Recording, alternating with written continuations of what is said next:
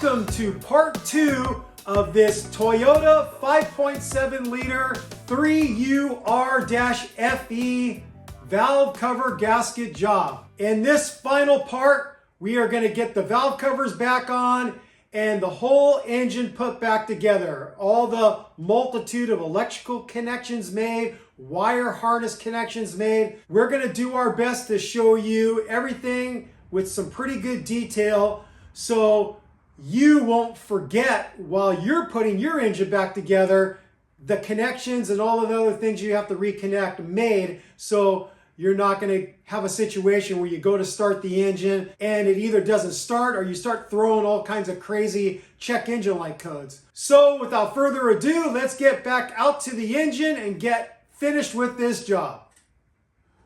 One of the last things we have to do before getting the valve cover back on is we have to install this set of O-rings. You have 2 figure 8s, you have 1 big round one and 2 smaller round ones. There's really not a top or bottom to it, so I'm going to install the figure 8 ones first. Then I'm going to install the big one right here,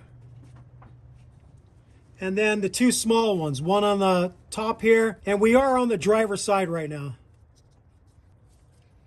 And you can see I've got rags blocking on all sides, so in case I have a case of Butterfingers, it's not going to drop and disappear somewhere in the engine. Okay, all of them are in place. I'm going to get the rags out of the way. And we're going to do the same with the other side, getting all those O-rings in place on top of the passenger valve train. I'm going to get some of the black 103 FIPG at these junctures, top and bottom.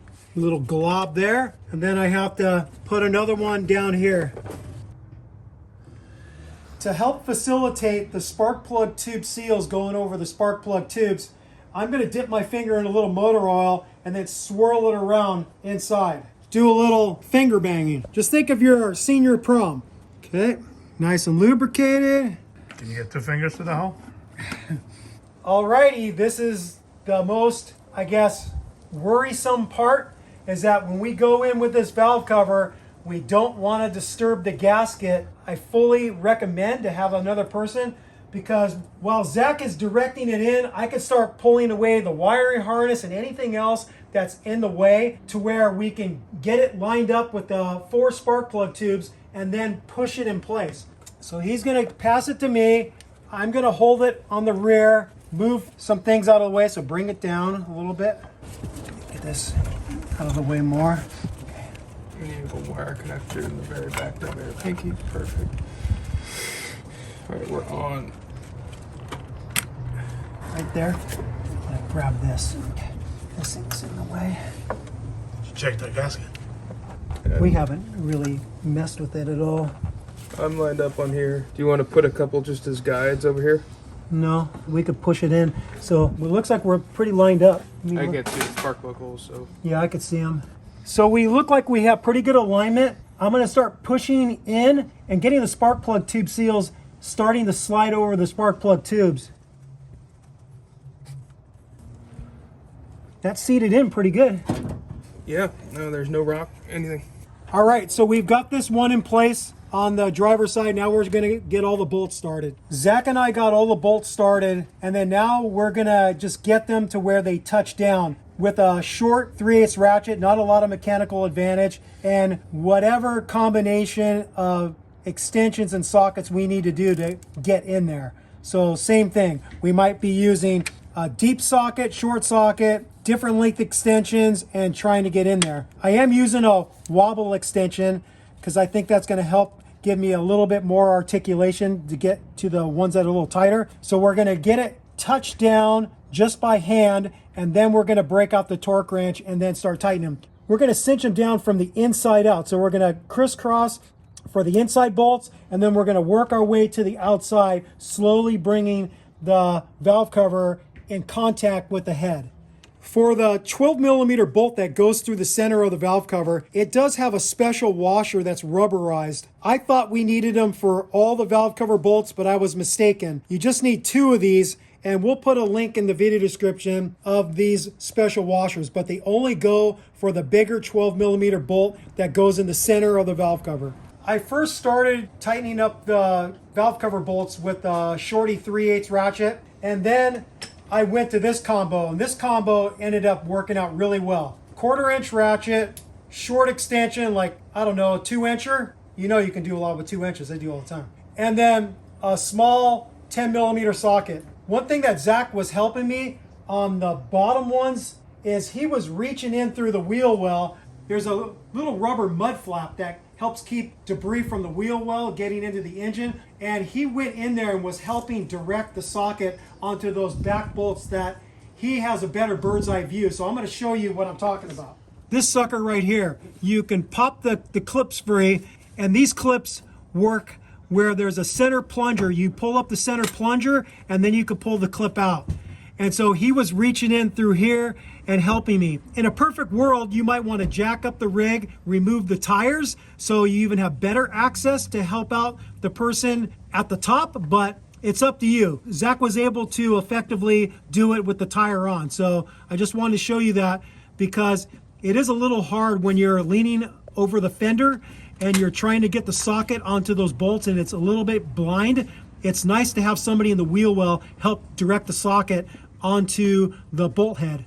There's two different torque spec for the valve cover bolts. All of the small ones around the perimeter are 9 foot-pounds. The center one, which is a 12mm bolt, that's 16 foot-pounds. What Zach and I both know is that we're not going to be able to get that torque wrench in there effectively on some of those bolts. The only one we're going to choose to actually torque to spec is the center one. All the other ones, we're going to go by feel with the same combo, the small 1/4-inch ratchet, short extension 10mm socket, and we're going to call it a day. Because what's the point of getting some of them torqued to spec, but then the other ones you can't get in there with the torque wrench? So do whatever you think is right, but we're just going to go by feel for the majority of these fasteners on both sides. So we have all the bolts tightened to the amount that we are comfortable with. Now we're going to start getting everything put back together. One of the last things we took off were the coil packs. So we're going to slide the coil packs back in, and then we're going to get them affixed to the head with our ratchet and socket. I'll get you the torque spec, but we're just going to go by feel with these. So one thing you want to make sure is this cushion is still on there, that it didn't fall off. So each one of these has a cushion. And then if there was some engine oil in here, I highly recommend spraying it out a little bit with a little bit of the CRC electronic cleaner, and then go back in with them. And you don't need to see this. We're going to get them all slid in. We've got the coil packs tightened by hand using the same combo, 1/4-inch ratchet, short extension, 10mm socket. The actual torque spec for those is 7 foot-pounds, or if you want to use an inch-pound torque wrench, all you got to do is multiply by 12, and 7 times 12 is 84. So I suggest if you're going to actually torque those, use an inch-pound torque wrench at 84 inch-pounds. Now we're going to reverse everything that we took off. All the little bracket connections, all the electrical connections. So we're going to move kind of quick because you already saw everything being disconnected coming off. So we're not going to spend that much time on it, and we're not going to worry too much about the perfect camera shot. So the first thing I'm going to do is I'm going to get this fuel line connection back here. We have the bolt still there. I'm going to take the bolt out, and I'm going to slide the bracket over and get the bolt started. No torque value for this. I'm just going to tighten it up with the same 1/4-inch ratchet. Okay, that's good and tight. I'm going to reconnect a connector here. I'm going to slide the harness back over this bracket. I'm going to reconnect this ground strap.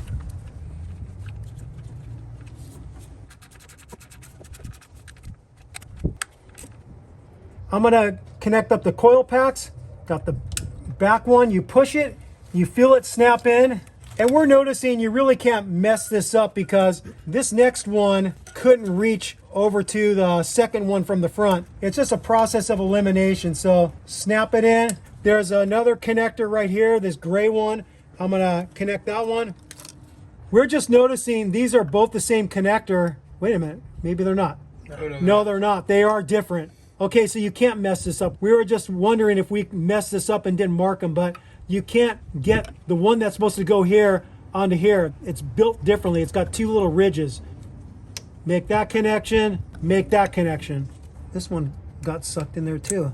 I'm gonna put that in there for right now. Gonna snap in the next coil pack. Get this last one.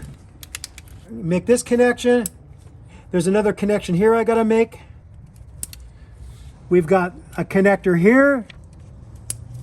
For these two connectors here, you could transpose these, but just by where this one is naturally coming in, it's gonna go here. This one, we'd have to pull way over. It doesn't make sense. So connect that one, connect that one. Then you got the coolant temp sensor. Zach's gonna make that connection. We've got these harness connections, so we're gonna get the harness back into these little plastic zip ties and see if we can get them to stay by pushing the zip tie back in. Let's see. Oh, I got that one. That worked.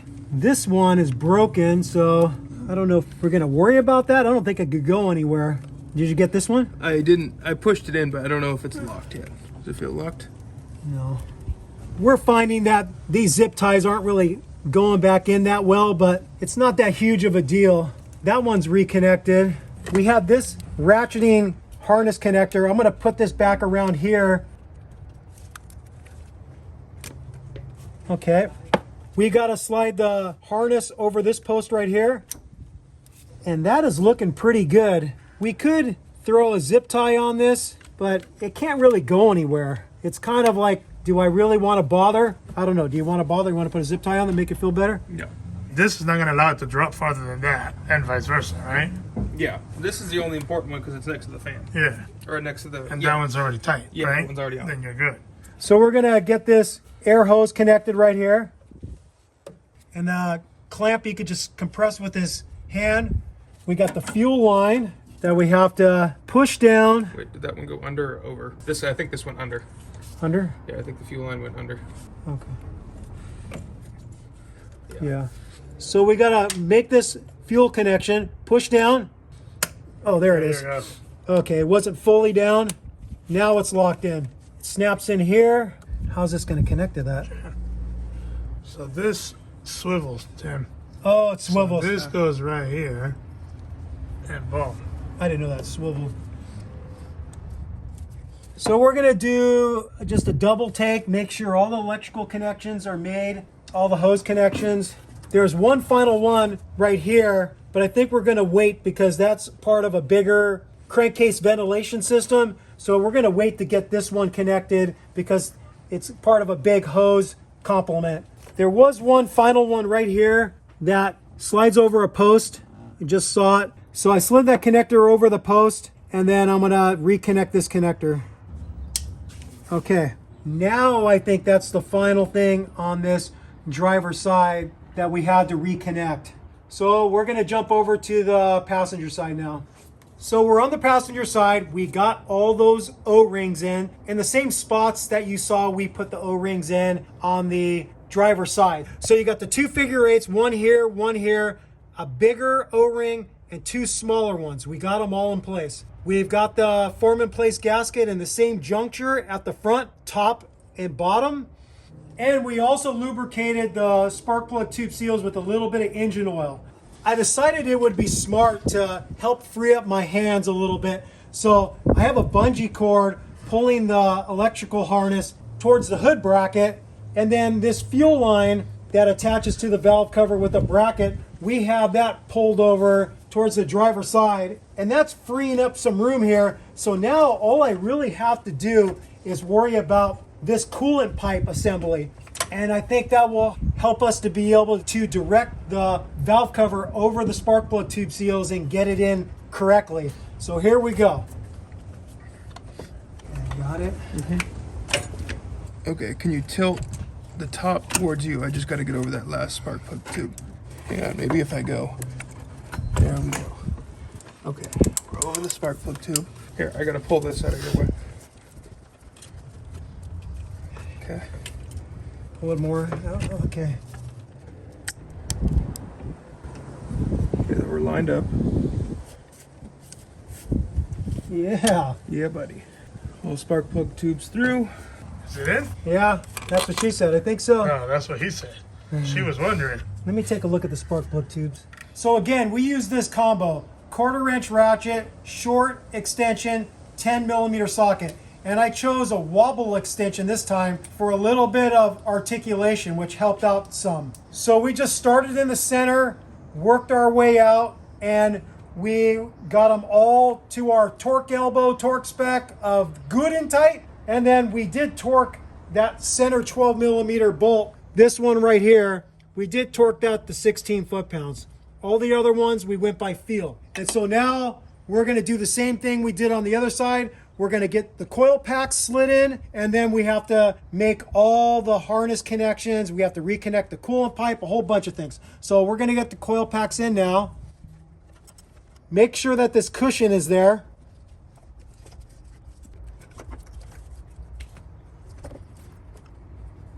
And then we're just gonna get all the bolts started. So you don't need to see this. We're gonna get them in and we're gonna torque them by feel with our 1/4 inch ratchet. I've got all the coil pack bolts tightened with the 1/4 inch ratchet. There was a bolt back here that we removed off the fuel rail here, and I got that 10mm bolt back in and cinched up snug.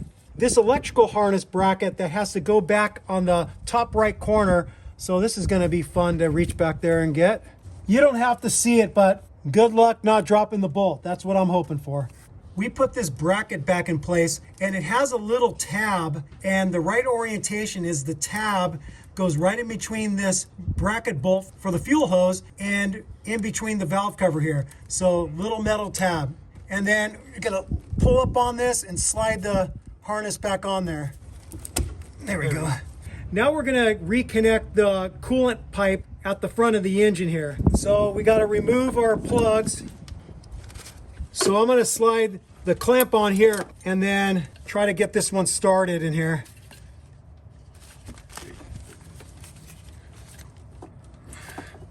There we go. I'm gonna slide this one in.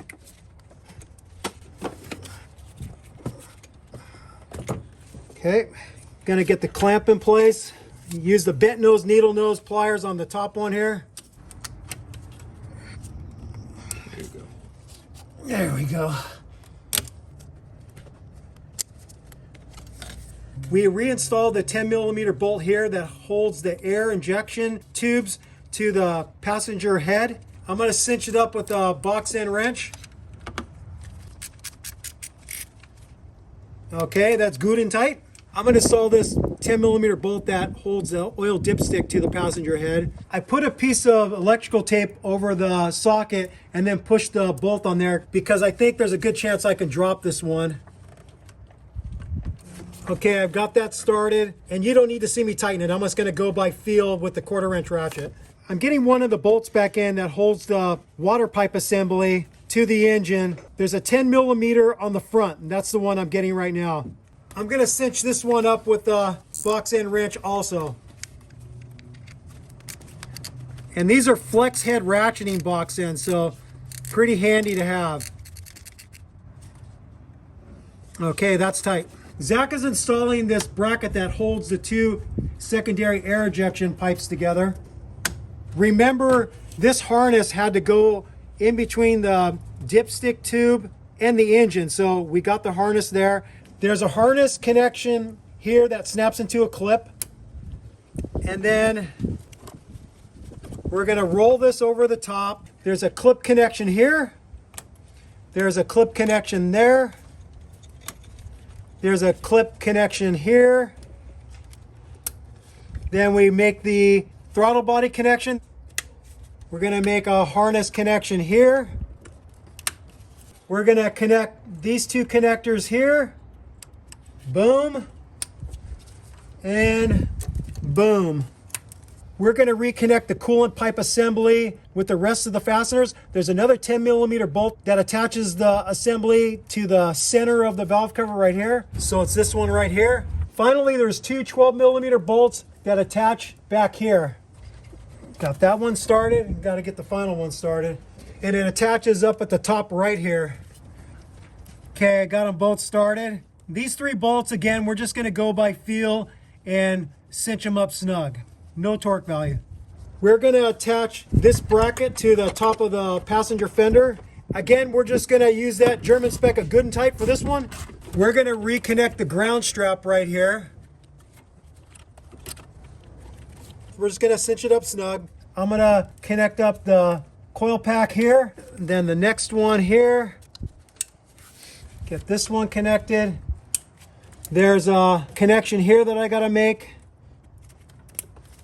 Make this one here, this one here. I'm gonna slide this harness connection over the post back here. This has to slide back over a post here. Make this connection. We gotta reconnect this bracket with this electrical connector to the valve cover. We got the bolt just sitting in the valve cover here. Okay, that's tight. This just slides over there, but it's missing part of it, but that's there. Harness connection here that we have to slide back over. We're gonna get this ventilation pipe system reconnected. It slides over here. Oh, it's just split. These really should be changed. This just split. So I'm gonna have to tape this with a little bit of electrical tape. Did a little bit of surgery on this thing. Hopefully it'll stay. Hopefully the tape will work. We're gonna reconnect the pipe right here with this 12mm bolt. Okay, that's cinched up snug. Slide the air hose on the passenger cover. This one's split too, so I'm gonna tape that one up.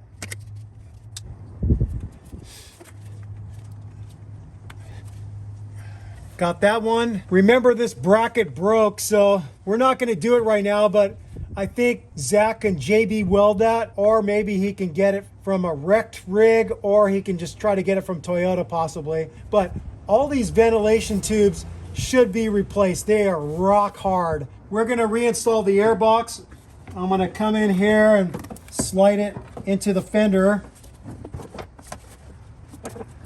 I'm gonna get it connected up to the throttle body. There we go. And now I got to get the two bolts started that attach the airbox to the top of the passenger fender. I'm just going to cinch these up by hand. No torque value.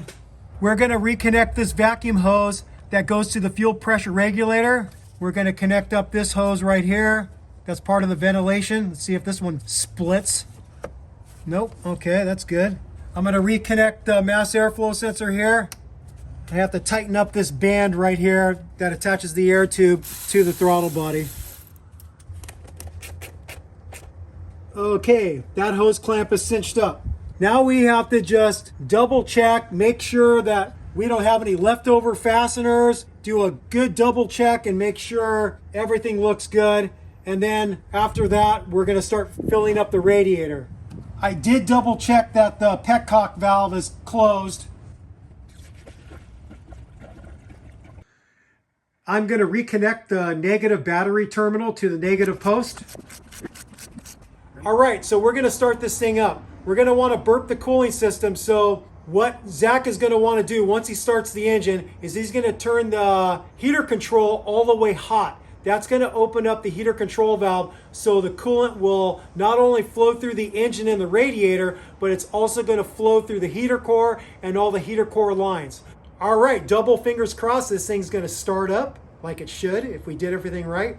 And then we're just gonna roll it out in the driveway to where we're at a little bit more of a slant, because when you're burping the system, it's best to have the front end higher than the rear because air rises, right? So you want the radiator at the highest point in the cooling system, and you want the rear end of the vehicle slanted downhill. In a perfect world, if you don't have a slanted driveway like I do, you can jack up the front end and settle it on jack stands to get that slant to where it will facilitate the burping of the air out of the cooling system. Okay, here we go.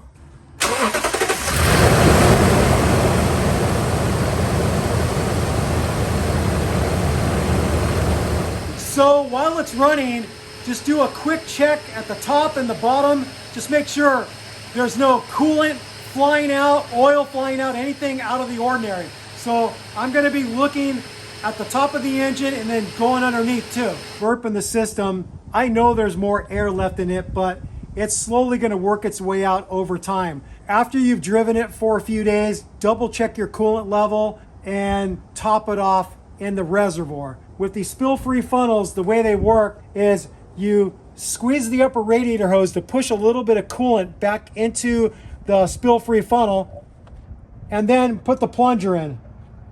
Now I should be able to remove this, and it's spill-free. And then I'm just going to transfer it to the reservoir. And that worked out pretty good because the reservoir is all the way topped off. We'll take this off. Okay, we'll get the radiator cap back on. And we are done. All right, we are all done with this job. I have to say, it was quite the battle. I've done valve cover gasket jobs several times on the 3.4 liter 5.7L FE engine, and that's pretty damn easy compared to this 5.7 liter 3UR-FE engine. It's a lot harder on the 5.7, mainly due to the passenger side because of the extra things you have to disconnect. Like you saw, we tried to really do this without disconnecting coolant lines so we wouldn't have to drain the coolant from the radiator, but there was no way we were going to be able to get that valve cover out easy with the coolant pipe still attached at the front of the engine, and it was going to make it astronomically harder to get the valve cover back in. So I think we made the right choice by disconnecting those two hoses at the front of the engine to free the coolant pipe to where we had a lot more room to work. You also notice that it was very advantageous to have a second set of hands. Trying to do this by yourself, I think, would be quite the nightmare, because Zach and I already had quite the nightmare. We worked on this thing all day long. Yes, we're filming, but still, it's just a lot of work and a lot of extra little things. You have the spark plug tube seals. You got to get those little O-rings picked out of the valve train without sending the parts where you don't want them to go.